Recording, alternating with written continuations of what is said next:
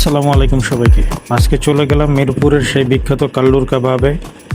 আসলে তো আজকালকার এমন একটা অবস্থা দাঁড়াইছে যে কোনো খাবার খেতে হলে আপনাকে আগে সেটার পপুলারিটি হতে হবে, সেটা ট্রেন্ডে থাকতে হবে, তারপর আপনি খেতে যাবেন।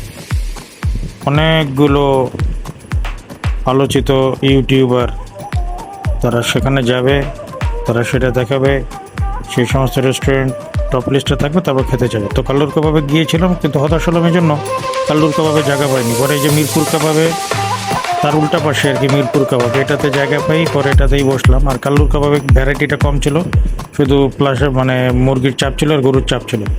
আর মিরপুর কাবাবে দেখলাম এদের এখানে তিল্লি, কালিজি, পোলট্রি, মুরগির বুটি, তারপরে বট, হ্যাঁ এটা মিক্সড কাবাব তাদের ছিল। তো মিক্সড প্লেটারটার দাম হচ্ছে তাদের 220 টাকা। এর মধ্যে সব কিছুই দেয়, ওভারঅল খিরি গুর্দা দেয়, তিল্লি দেয়, বট দেয়, আর তার সাথে যে লুচি, এদের একটা জিনিস ভালো লাগলো, লুচিটা যে তেলে ভাজতেছে সেই তেলটা একদম সাদা, কালো না।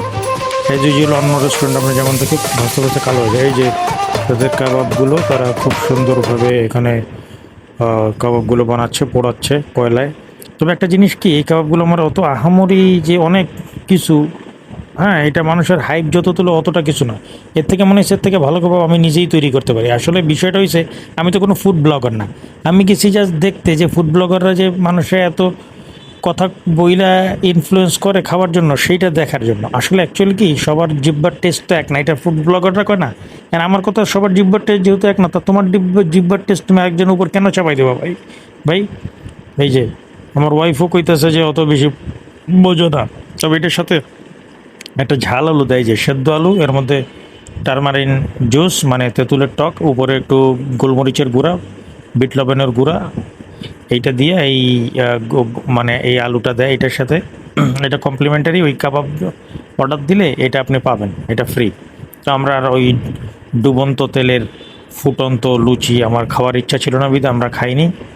তো এই ছিল আর কি কাবাব পর্ব। কাবাব পর্ব শেষ করে চলে যায় সেই ভাইরাল মেনু ডিম চপে।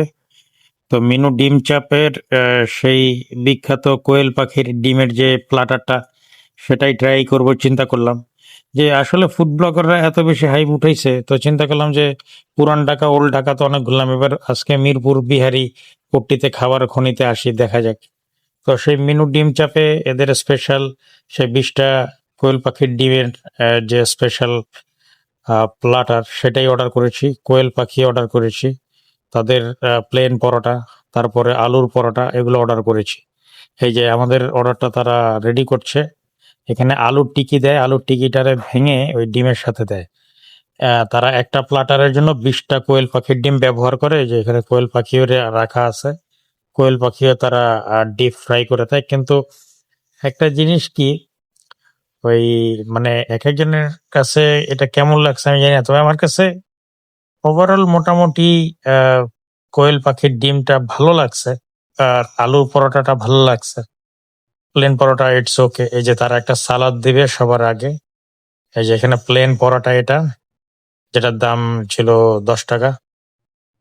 আর এই পাশে আছে আলুর পরোটা, যেটার দাম ছিল 40 টাকা। আপনি যদি প্রাইস হিসাব করেন তাহলে হ্যাঁ, এটা অনেকটাই রিজনেবল বলা যায়। এই যে আমাদের প্লাটার, আপনার মেনু ডিম চাপের সেই কোয়েল পাখির ডিমের প্লাটার।